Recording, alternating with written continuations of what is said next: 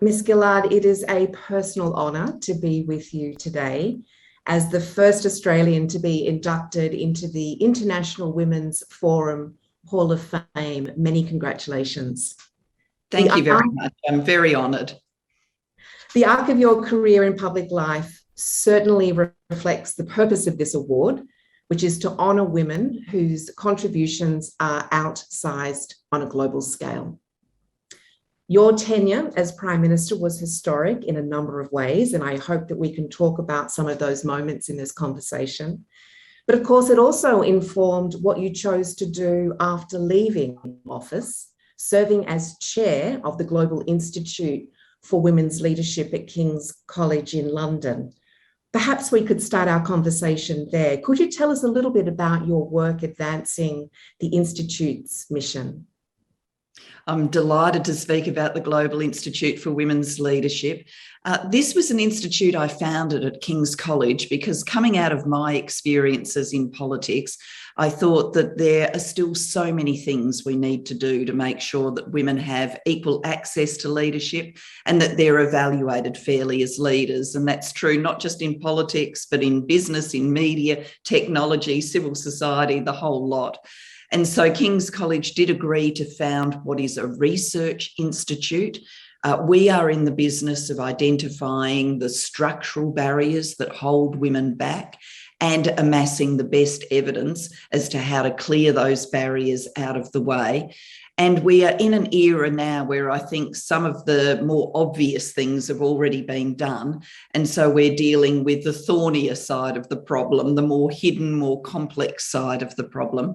I'm delighted that our efforts here at King's College London are making an impact, but they're going to be joined now by a sister institute at the Australian National University, which will enable us to have even more research performed and even more impact.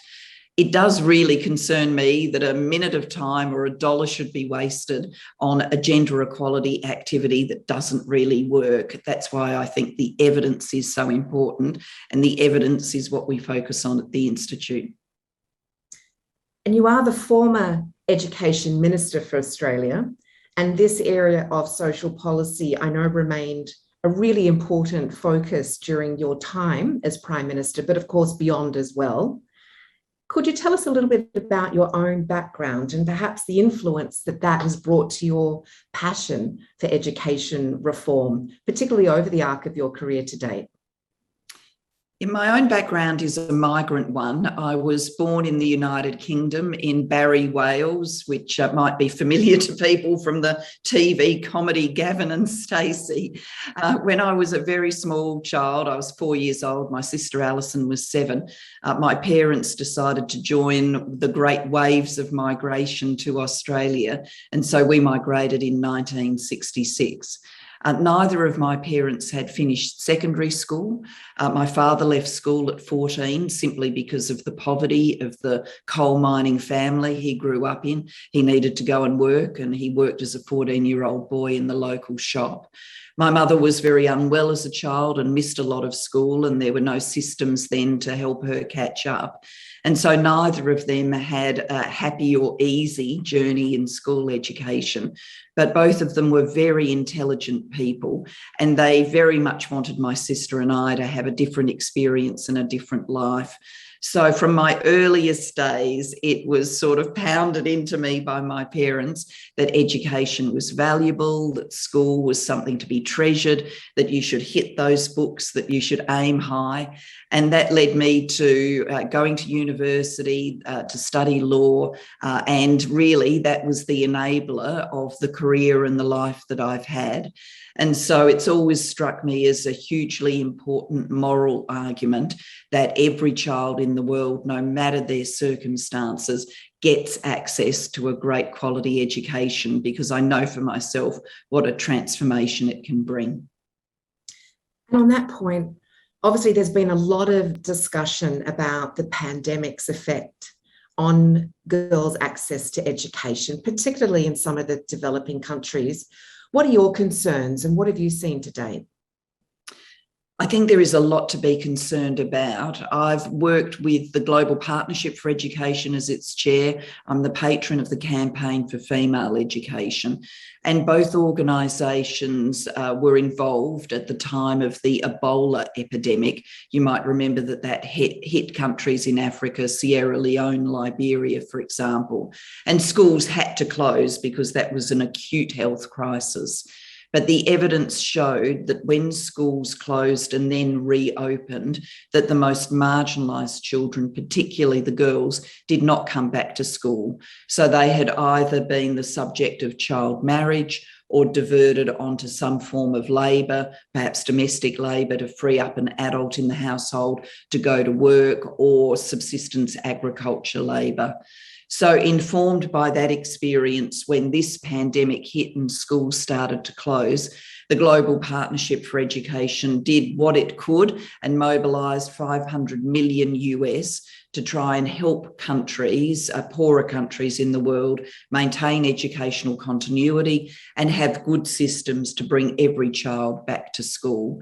But even with those extra efforts, the tendency, we think, will be for children not to make it back.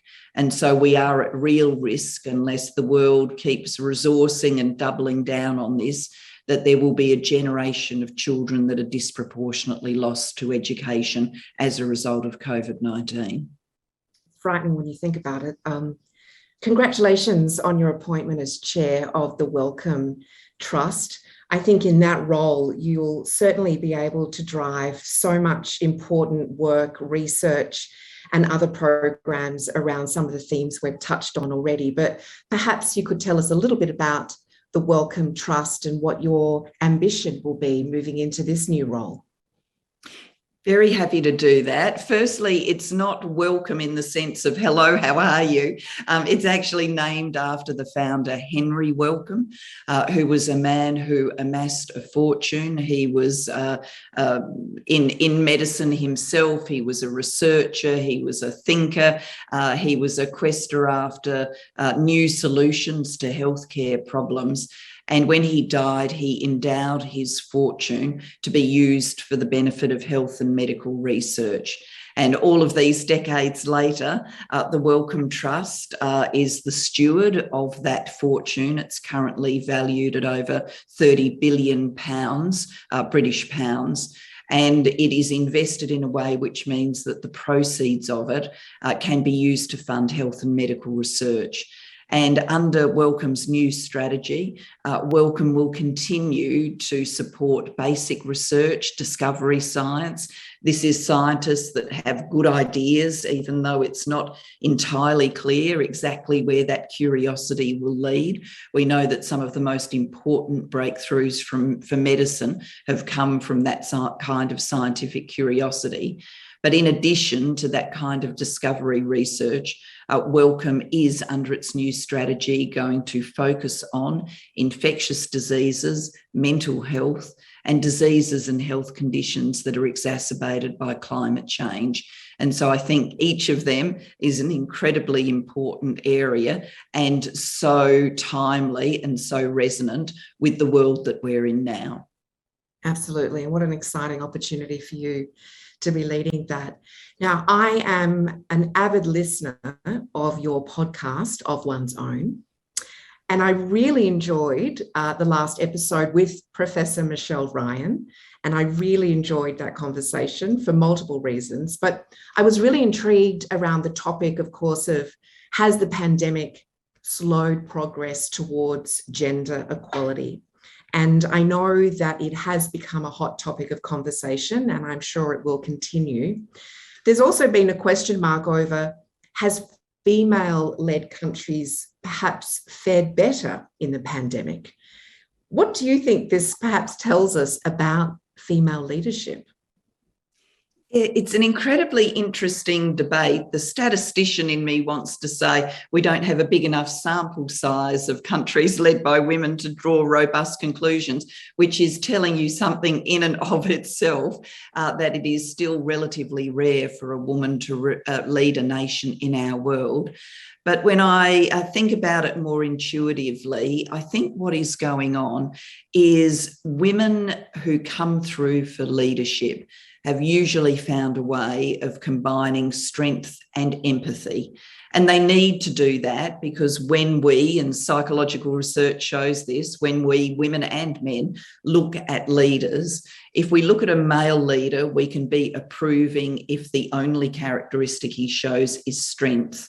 But when we look at a female leader, we are looking at her to show both strength and empathy. If she only shows strength, we can often conclude she's pretty unlikable. And so the women that come through have this combination. And I think during the days of the pandemic, that has been a winning combination because we've all felt so scared, so discomforted by this huge disruption to our world as we knew it, that we've wanted to look at our leaders and know that they've got the strength to get us through these troubled times. But we've also wanted to see that they get it, that they're empathetic, that they understand that we're a bit frightened. And so I think many of the great quality women leaders in our world, I'm thinking of people like Jacinda Ardern in New Zealand and Erna Solberg, the Prime Minister of Norway, and the list goes on. I think that they've shown those characteristics. If you flip it another way, the style of leadership that has least worked at this time is that sort of ultra macho swaggering style of leadership. And I'm thinking of leaders like President Bolsonaro in Brazil, because ultimately COVID-19, the virus, isn't interested in a whole lot of bluster. It gets on and does what it does, infecting more people, unless you've got careful, scientific-led leadership, which does combine strength and empathy. That's a great point. Now, you touched on this point earlier. Of course, according to the UN, there are currently only 25 women serving as heads of state worldwide. And at the current rate, gender parity in the highest positions of power will not be reached for another 130 years. Why do you think we haven't made more progress since you were in office? I wish I knew the answer to that, because knowing the answer, I think, would give us the, seeds of the solution. We spend a lot of time on all of this at the Global Institute for Women's Leadership. I think that there's a combination of factors here. One, I think we're in the tougher bit of the gender equality change. I remarked before that the obvious things have already been done. So to give an example from my old profession of law, when I emerged with a brand new law degree and was looking for a job at a law firm, it would have been very common then for women law graduates to be interviewed by a team of partners, and there would have been 3, 4, 5 men doing the interviewing and no women. That would have been a very routine experience. Now, no one would do that now. No law firm hiring would deploy an interviewing team like that. Everybody understands that you've got to have gender diversity in interviewing teams, and people would be very respectful about how they do the interview and not ask questions like, are you intending to get pregnant? Are you intending to get married? Which were the kind of very routine questions back when I was coming out of law school. But what remains is the harder bit. And to give an example from law, we at the Global Institute here have been in contact with a law firm, and they found that even though they'd done so many things, that they were still disproportionately promoting men into the legal partnership ranks. They wanted to change that. And what they actually found when they studied it is they're a litigation firm. There are only so many big blockbuster cases each year. The partner leading the case would mobilise the team. The partner's likely to be a man. They worked out that the partner was mobilising a team that kind of reminded him of what he was like when he was a young lawyer. So they tended to be disproportionately male teams. And it was those lawyers that stood out for promotion. So they made one change. They got someone, a human resources manager, who was going to pick the teams. And once they did that, the teams were more balanced. Who stood out for promotion was more balanced. Now, I give that example because I think it's a good window into the fact that we're in this complicated, sticky bit where to make real progress, a lot of the solutions have to be quite bespoke and very deeply thought through. Now, of course, that's not true everywhere in the world. In many parts of the world, we're still battling at a more profound and fundamental level of equal legal rights for women, equal voting and political rights for women, equal economic rights for girls' education, and for equal education for boys and girls. But our own societies like Australia, tell us that, fixing education must be done, but simply fixing education and having equal access to education for men and women doesn't in and of itself give you a gender equal society. There's more to do, and that more is quite complicated. So that's why I think amassing the evidence can be a real accelerator of change. And I certainly don't want to wait 130 odd years for gender equality. No, me neither, that's for sure. Now, of course, there's been a documentary out about your time as Prime Minister, Strong Female Lead, which I have watched. I know that you have not viewed the documentary. For those of you who haven't watched it, it's titled Unvarnished, and it's a look at, of course, Australia's response to having a woman in the top job here in Australia. I got quite emotional when I watched that documentary, and I don't think I'm alone. Talking to many of my friends and people that I know who have viewed it, it really struck a chord.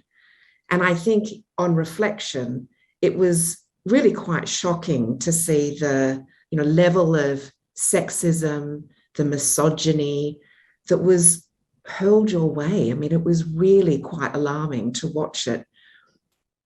I guess one of my questions for you is, on reflection, do you remember being surprised at all by your experience along those lines when you were in office? Yes, I was. I was surprised. I mean, I didn't come to the position of Prime Minister naive in any way. I mean, you don't get to the top of politics if you're a naive person. And I'd been an active feminist for decades and an understander of gender inequality. But I was still surprised. And what particularly surprised me is how the gendered treatment got worse the longer I was Prime Minister. I stepped into the job thinking that the biggest reaction to me being the first woman to serve would happen in the early months of my Prime Ministership. And I expected the reaction to be a positive one from many, a sort of you go girl reaction. It's terrific. We finally got a woman leader, and that's going to be inspiring for young girls to think big about their own lives and to think about politics. I expected that. And I expected in the early months of my Prime Ministership there to be some people who said, a little bit uncomfortable that we've got a woman in the top job. We've never been here before. But I imagined that after a few months and me getting about the business of being Prime Minister, it would all start to normalise. What actually happened is, as the government governed, made big decisions, some of them controversial, the gendered treatment got worse. And that took me aback. How grievous some of the gendered treatment was also took me aback. I didn't think that it would get quite as bad as that. But I look back on it now on the basis that, we can't get in a time machine and go back and change that past. But what we can do is we can learn from it, and we can project the lessons forward into the future and make sure that whether it's women in politics or women who are leading in other parts of Australian society or indeed around the world, that we've learned the lessons and that we are trying to absolutely minimise the differential treatment simply because they're a woman. And I do see in the Australian media some key differences now in the Australian community about how they treat and receive women leaders. That doesn't mean that all things are fixed, certainly not, but I do think some lessons were learned from my time and some things are different as a result. That's a great point. Now, I know a couple of years ago, you spoke with another IWF Hall of Fame honoree, Hillary Clinton, and you talked about online threats directed at women becoming really dangerous. How concerned are you about sexism and abuse, perhaps preventing women from wanting to enter politics? And I have to add, as a build to that, I was so delighted to see Brittany Higgins' appointment as the inaugural visiting fellow at the ANU Global Institute for Women's Leadership. I think that's a wonderful appointment. But I'd love to hear your comments on this theme of, will it prevent women from entering politics, and how can we avoid that? We don't 100% know from the data whether it is preventing women from entering politics, but my sense, looking at some of the things that happen, is that it does hold some women back. They never take the step of entering politics, or it does shorten some women's careers. And one of the things that struck me here in the UK at the last election is the number of women who were, at the mid-career point, quite high up in their political parties, who said, I'm using this election as my exit point from politics. And they had maybe been in politics for, 10, 12, 15 years. And so many of them, if they'd wanted to, would have had another 10 years in front of them. They could have continued to serve at very senior levels. And what struck me was a number of the women in that position specifically cited the toxic nature of social media and the toll that it was taking not only on them, but on their families. And that this didn't simply stay online, that there were, threats that they received online, which caused them to be worried about what would happen in the real world. So, threats coming through where it was clear that people knew where these politicians lived and that kind of thing. And so you would naturally think to yourself, well, if they're saying something as ugly as this and they know where my front door is, this could end very badly, either for me or for a member of my family. And so I am really concerned that this is dissuading women. Even if it's not, it's still wrong. I mean, no one should have to tolerate it. No one should have to live through it. And I am most certainly not a technology guru. I'm the opposite of a technology guru. So I can't think it up. But I am sure that the technology people at the big companies, Facebook, Twitter and the like, can rework the systems in a way that means that this kind of content doesn't see the light of day. And we've certainly got to achieve that, because a female politician shouldn't look down and see a death or a rape threat on her social media feed, but neither should 18-year-old girl. And unfortunately, at all ends of the spectrum, from the youngest to the oldest, to the most publicly exposed to the most private, women have stories about being threatened and harassed online. Yeah, it has to stop for sure. So one final question. What advice do you have for women who perhaps might be discouraged from entering politics, having seen the experience of someone perhaps like yourself or Hillary for that matter? What's your advice? Well, after the ground we've just covered about social media, this might strike people as a little bit odd, but my advice very clearly is go for it. Please, please go for it. Please don't be dissuaded. One of the things I've done in recent years is co-author a book on women and leadership with a great friend of mine, Ngozi Okonjo-Iweala, who has gone on to be the first woman to lead the World Trade Organization.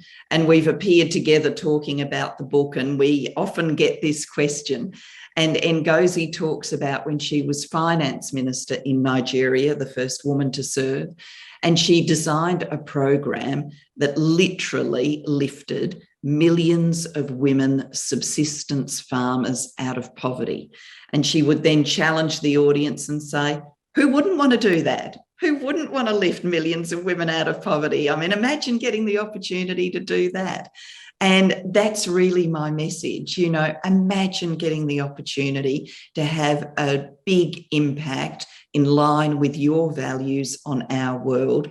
That's the opportunity leadership brings. And whilst there's still the gendered bit, you know, we're in a situation now where women know that those moments are going to come and can be forewarned and forearmed to deal with them. They can be part of the change process of bringing gender equality. And through being a leader, they can be part of shaping a better world for our generation and for future generations. So get right in there is my advice.